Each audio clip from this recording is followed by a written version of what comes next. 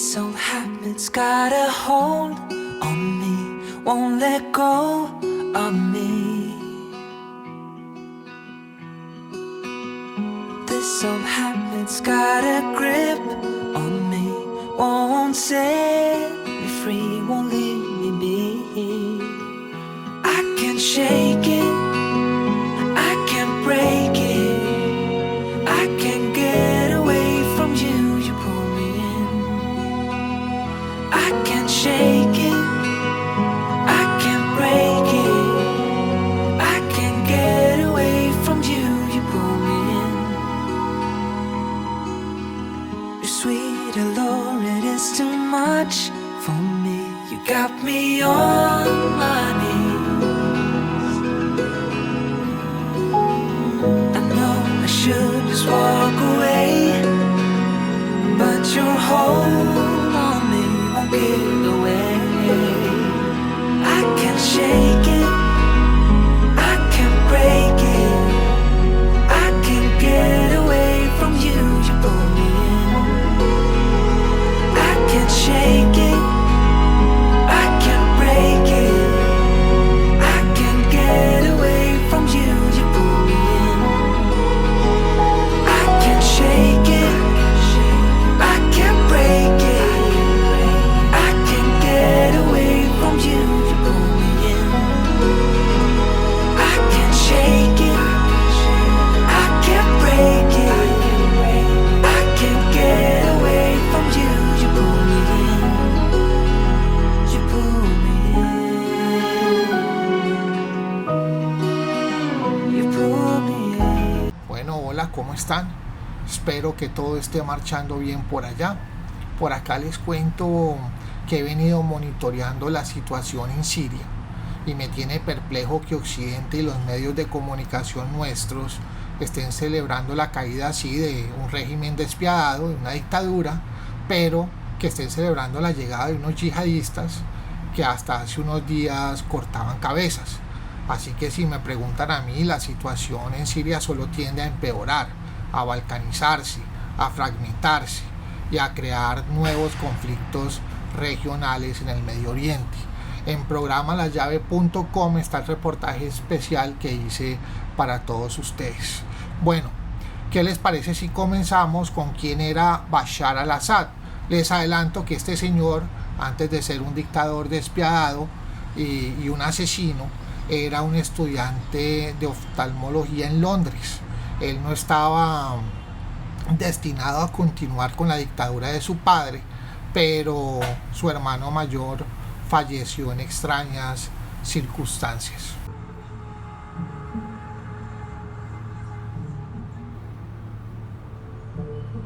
Su nombre pasará a la historia como el hombre que destruyó Siria. ¿Siria?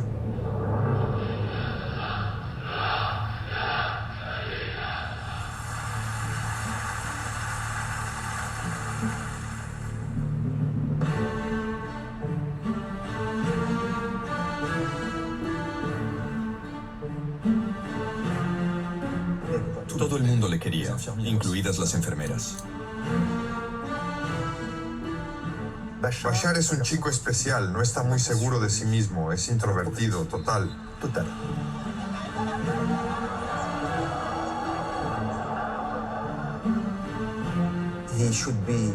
Iba a tener que convertirse en el líder. Para él, era demasiado abrumador. No podía soportarlo.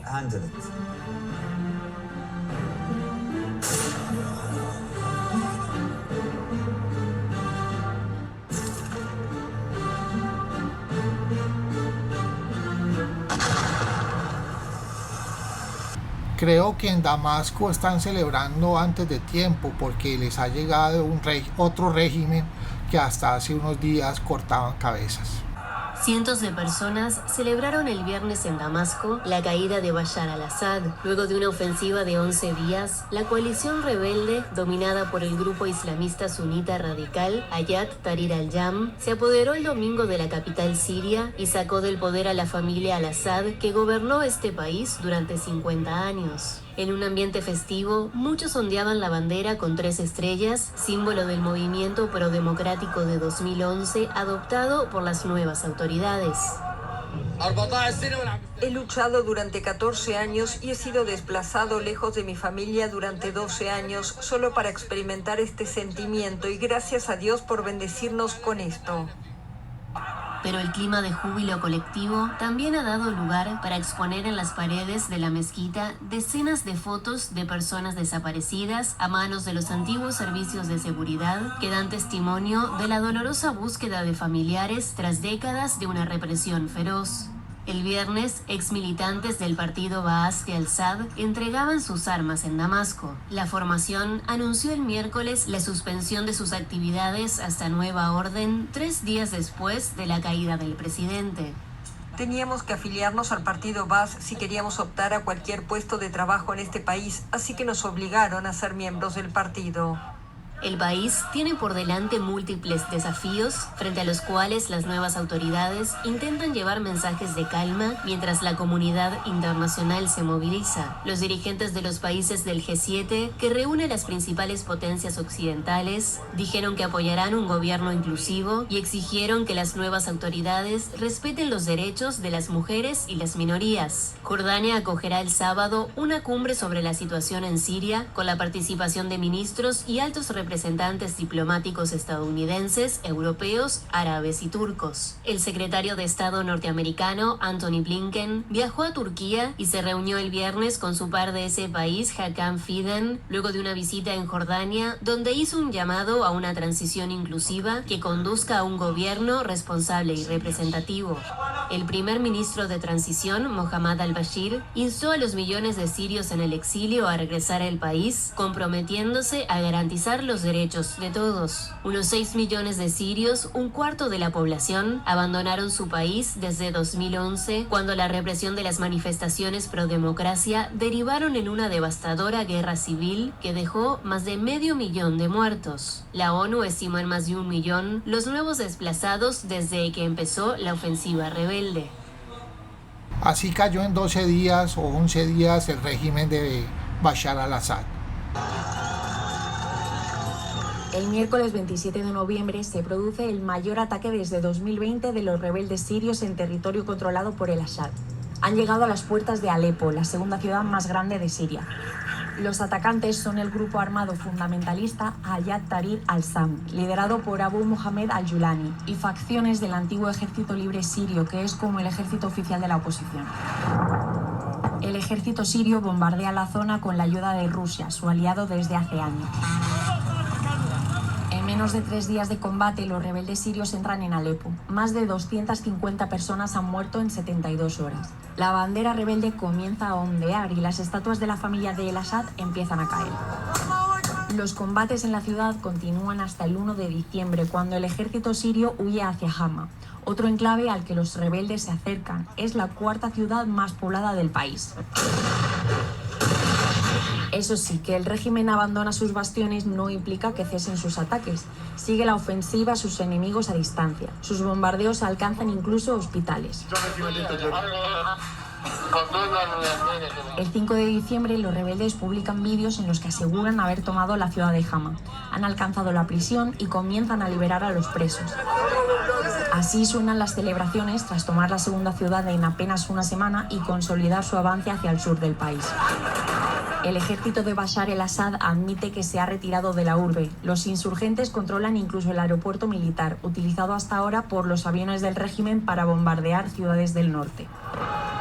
En menos de un día, los rebeldes avanzan 40 kilómetros y se sitúan a las puertas de Homs, grabando estas imágenes. Es su próximo objetivo antes de llegar a Damasco, la capital. Lo consiguen en solo unas horas. Los principales aliados de el-Assad son Rusia, Irán y Hezbollah, y su apoyo se ha debilitado en los últimos tiempos porque tienen que hacer frente a sus propios conflictos armados, lo que facilita el avance de los rebeldes. Además, el grupo que lidera al-Julani no es el único enemigo del régimen. En este contexto de inestabilidad, insurgentes locales se han levantado en armas contra el gobierno en el sur, cercando Damasco. También el ISIS coge fuerza en el desierto a expensas del régimen, igual que las milicias kurdo-árabes aliadas de Estados Unidos, que han aprovechado para incrementar su territorio al noreste del país. Los últimos movimientos suceden muy rápido, como se puede apreciar en los cambios que se dibujan sobre el mapa de Siria. El gobierno cae en la madrugada del 8 de diciembre. Con la llegada de los rebeldes a Damasco, el Estado Mayor sirio notifica a los militares el fin de la dictadura y pide a los soldados que se rindan. A primera hora de la mañana, un grupo de milicianos irrumpe en la sede de la televisión estatal y anuncia la liberación del país de El Assad. Así festejaron el fin de la dictadura en las calles de la capital. La imagen más icónica es la del Palacio Presidencial. Mientras los rebeldes entran en él, el que había sido su inquilino durante más de 20 años, Bashar al-Assad, había huido a Rusia junto a su familia.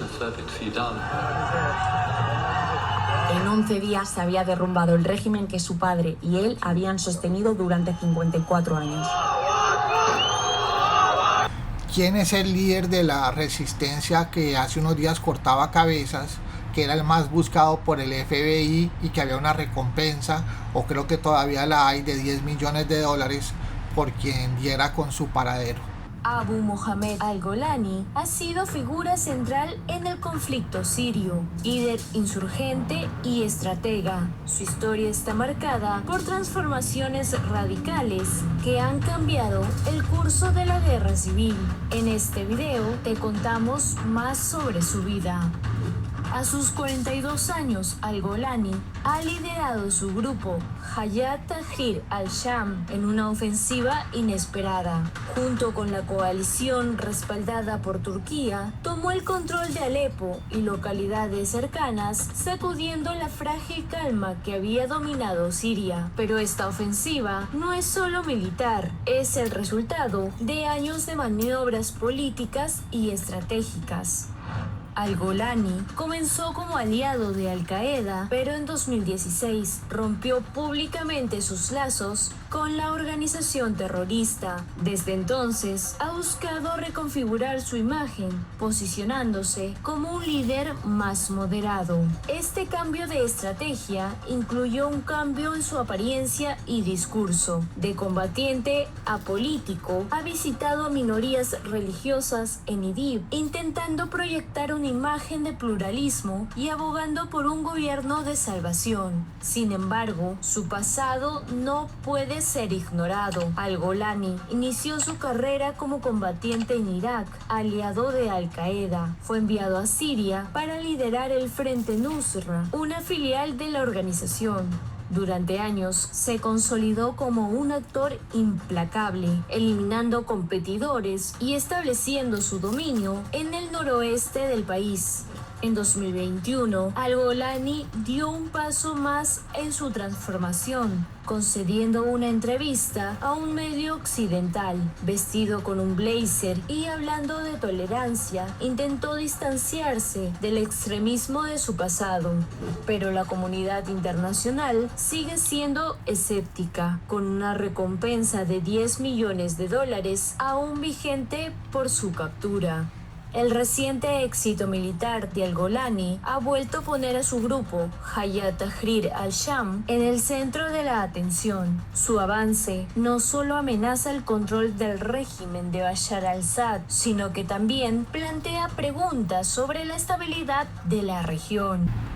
Veamos y escuchemos algo de sensatez para entender lo que está pasando en Siria y lo que realmente significa. Por este medio quiero pronunciarme sobre lo que está ocurriendo en Siria. Me parece que es muy importante este evento, este acontecimiento, para entender no solamente la geopolítica y el vuelco a la geopolítica del Medio Oriente, sino también para entender la geopolítica mundial y lo que se viene. Lo ocurrido en Siria es una gran derrota para el eje de la resistencia. Siria va a desaparecer como Estado y como país. Siria será balcanizada en fragmentos, como hicieron con Libia, y sucumbirá en una guerra civil interminable mientras los imperialistas, al igual que en Libia, roban su petróleo y sus recursos a diario. No podemos celebrar el reemplazo de Assad por ISIS, es decir, el Estado Islámico y Al-Qaeda en Siria, como lo hacen la pseudoizquierda y algunos nacionalistas sirios, junto con el mundo imperialista occidental. aquí no podemos ser ingenuos, no podemos seguir celebrando la caída de un gobierno que tiene sesgos autoritarios como el de Assad y como el que tuvo el de Saddam Hussein en su momento, que tuvo sesgos represivos, ¿no? O, por ejemplo, como la caída de Gaddafi, de manera ingenua, celebrando la caída de estos líderes que algunos le llaman dictadores, otros le llaman personas que pertenecen a la resistencia contra el imperialismo, pero por más crítica que tengamos hacia Saddam Hussein, que las tenemos obviamente, o Gaddafi, no podemos perder de vista y no podemos volver a repetir la historia. No podemos perder de vista dónde terminó Irak con la intervención imperialista, dónde terminó Gaddafi con la intervención de la OTAN y los Takfiris, que son este grupo yihadista fundamentalista fabricado en Washington y en Tel Aviv, que fueron los que tumban a Gaddafi con el apoyo de la OTAN, si recordamos, y son los mismos grupos que una vez tumban a Gaddafi, se van a Turquía y con el aval de Erdogan y el aval de la OTAN cruzan la frontera de Turquía e invaden Siria y empieza la guerra civil siria. Eso fue en el año 2011. Porque es histórico lo sucedido en Siria. Y no tenés ganas de hablar de geopolítica, pero acaba de suceder algo tremendamente histórico y tenés que saberlo. Después de 13 años de guerra civil en Siria, cayó el régimen de Bashar al-Assad. Vos me dirás qué me importa esto a mí o por qué es tan importante. Bueno, cambia el poder en uno de los sectores clave en Medio Oriente. Primero porque Siria era un gran aliado de Irán y también era un aliado de Rusia. Ahora Siria, que tiene frontera con Israel, ya no es un aliado chiita. Y por otro lado, y lo más preocupante, es que podemos estar a las puertas de un nuevo régimen islamista como el régimen talibán en Afganistán. Pero bueno, recapitulemos. ¿Cómo cayó?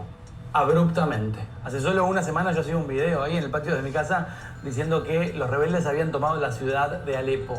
Se esperaba que de ahí intentaran crecer, pero no que una semana después iban a entrar a Damasco.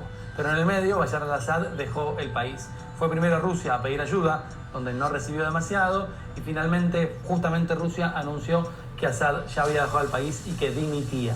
¿Qué va a pasar con Rusia? Es otro tema, porque en Siria Rusia tiene la base naval, la base militar más importante de Rusia fuera de su país.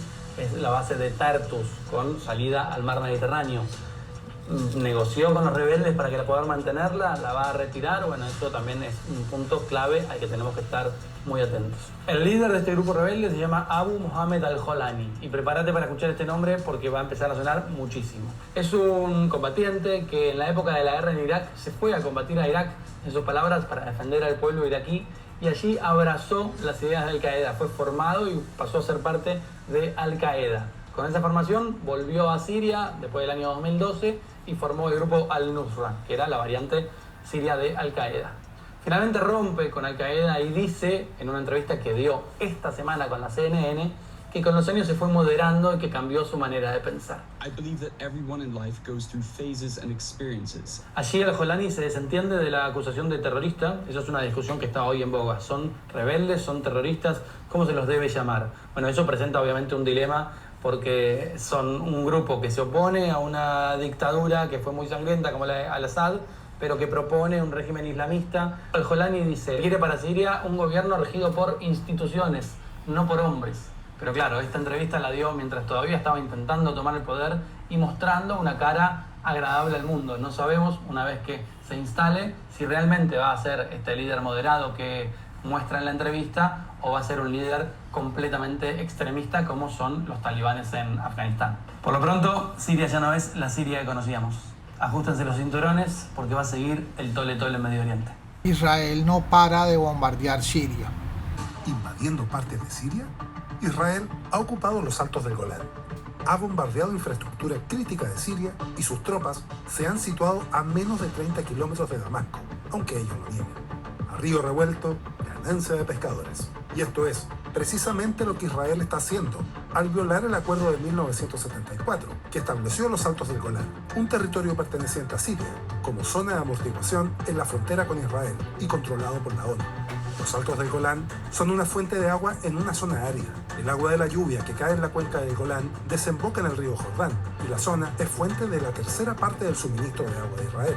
Tras la caída de Bashar al-Assad, las tropas israelíes se desplegaron en los altos de Golán ocupados por primera vez desde dicho país. Netanyahu señaló que con la caída del régimen y el abandono de sus tropas, Israel debía tomar el control de la zona. Varios países árabes han condenado la avanzada israelí: Egipto, Arabia Saudita, Irak, Qatar, Kuwait y Jordania. La Liga Árabe condenó a Israel por sus intentos ilegales de explotar los acontecimientos internos de Siria, ya sea apoderándose de tierras adicionales en los altos del Golán o declarando nulo el acuerdo de separación de 1974. Además de esto, el Observatorio Sirio de Derechos Humanos reporta unos 250 bombardeos israelíes sobre Siria desde la caída de Assad, destruyendo los principales sitios militares y debilitando al naciente Estado sirio. El secretario de la OTAN le pide a los países europeos prepararse para una guerra con Rusia. Hora de adoptar una mentalidad de guerra. Palabras fuertes y tono severo. En su primer gran discurso desde que asumió el cargo en octubre pasado, el secretario general de la OTAN pidió a Europa que reaccione ante lo que llama la amenaza rusa. No estamos preparados para lo que nos espera dentro de 4 o 5 años. El peligro se acerca rápidamente. Lo que está ocurriendo en Ucrania podría ocurrir aquí. A lo largo de su discurso, Mark Rutte pintó un panorama de Europa rezagada frente a una Rusia en pie de guerra. Por 2025, el Kremlin ha aumentado su presupuesto de defensa casi un 30%, alcanzará la cifra récord de 126.000 millones de dólares, un tercio de las finanzas estatales rusas, un nivel no visto desde la Guerra Fría, suficiente para producir enormes cantidades de tanques, vehículos blindados y otras municiones, y para alimentar los temores de la OTAN. Podemos evitar la próxima gran guerra en territorio de la OTAN y preservar nuestro modo de vida. Para ello todos debemos ser más rápidos y feroces. El jefe de la alianza lamenta la falta de recursos de la organización. Cada Estado miembro debería dedicar el 2% de su PIB a defensa, pero solo 23 de los 32 aliados alcanzan este nivel. Y la llegada de Donald Trump a la Casa Blanca podría complicar aún más la situación. El presidente electo expresó varias veces su voluntad de disminuir la ayuda financiera a Ucrania, mientras la administración Biden está aprovechando sus últimas semanas para desbloquear más recursos de apoyo a su aliado europeo. Ayer la Casa Blanca anunció un nuevo paquete de ayuda, esta vez de $500 millones para Ucrania. Bueno, eso ha sido todo por esta semana. Les mando un abrazo, cuídense mucho, presionen todos los botones, presionen todas las teclas y si Dios quiere nos vemos dentro de 8 días o antes si algo extraordinario ocurre. Chao.